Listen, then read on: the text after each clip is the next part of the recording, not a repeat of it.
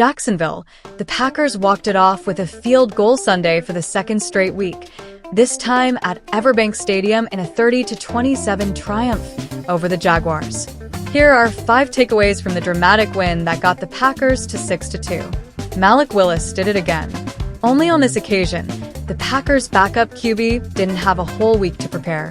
He replaced Jordan Love early in the third quarter due to a groin injury Love had been trying to fight through since the game's first possession.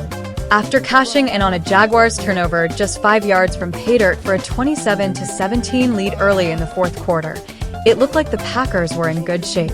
Only to have Jacksonville score 10 straight points, despite its top 2 receivers, Brian Thomas Jr. and Christian Kirk, leaving with injuries, and tie the game on QB Trevor Lawrence's 14-yard TD pass to tight end Evan Engram with 1:48 left. From there, it was up to Willis, and on the second play of the ensuing drive, he ran a play-action bootleg and found receiver Jaden Reed wide open down the sideline for 51 yards. The Packers were suddenly in position to win. "I can't say enough great things about Malik Willis," head coach Matt LaFleur said. "The moment's never too big for him." The play was what the Packers call can or audible when the QB gets to the line of scrimmage and can switch to a secondary play call built into the first. "We were looking for a certain look," Willis said, explaining the previous play call was the same, but the Jaguars weren't in the coverage the Packers wanted.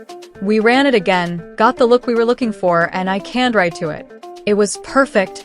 From there, the Packers ran the clock down to 2 seconds, and new kicker Brandon McManus hit the game winner from 24 yards out. "To be able to win on a walk-off 2 weeks in a row is kinda crazy," LaFleur said. "I don't want it to continue to happen that way. I'd like to win outright, because it's taken years off our lives. But just really happy for our guys. The severity of Love's injury isn't known." LaFleur said he had no idea on the prognosis for Love's groin injury, which initially occurred on the Packers' first possession.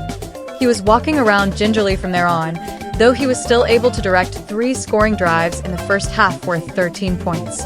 He threw 1 interception, which teammates Xavier McKinney erased on the Jaguars' next drive with his 6th pick of the year. Love wound up 14 of 22 for 196 yards, including a 67-yard catch and run by tight end Tucker Kraft. "Everybody could see him struggling to move around," LaFleur said of Love. "It got to a point where and he didn't feel like he could protect himself." After the Packers' third play of the second half, Love hobbled over to the sideline and then just went down to be attended to. Willis took over from there and went 4 of 5 for 56 yards. The defense had almost a Jekyll and Hyde type of day. The game started with the Jaguars not getting a first down over their first 4 possessions, including McKinney's INT. Then Jacksonville put together a rash of explosive plays to score 10 points in the final 6 minutes of the first half. Then, after allowing a long third-quarter TD drive, the defense made its biggest play of the game. Rookie linebacker Ajaron Cooper punched the ball out from behind Lawrence on a sack, and teammate Devontae Wyatt recovered on the doorstep.